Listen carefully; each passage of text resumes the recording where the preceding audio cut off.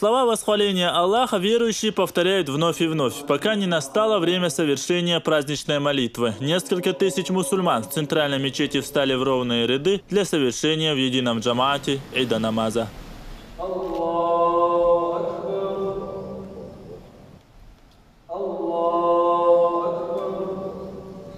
Это самый большой праздник для мусульман. Ид аль-Адха совершает собой период хаджа, паломничества к святыням ислама. Он отмечается с 10 по 13 число месяца Зуль-Хиджа. После совершения даа богослов Магомед Саралиев прочитал проповедь. Он рассказал верующим о значимости сегодняшнего дня.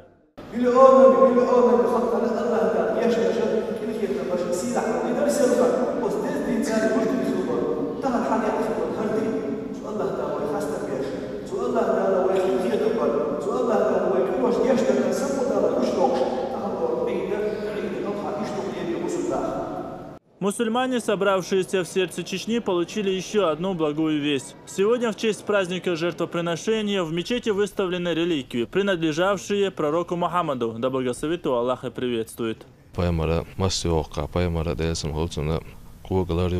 İşte şeraha ve ma'ala o şen aydın hayahşa marx bataha mawd bata işte payamar şu vabil sun paydi şu şu halazan şekna khoyn san yubara san paşalqa payamar asa şu aşa ve bakınış bela belşa sa gaysho şu duqabana khoyn ve debinaga boqdayl yetan bu ve da işte kudaş dal ve ndilkhnu ni'matan dal khastan bi şu kadar işte ve yaqi ni'matan dal ve sadaqata har dal ve qadasayita. После коллективного богослужения верующие расходятся по домам, чтобы исполнить один из главных ритуалов праздника. Ахмед Джабрейлов, Мурад Эль-Букаев и Джамал Эл-Хаджалиев. Новости.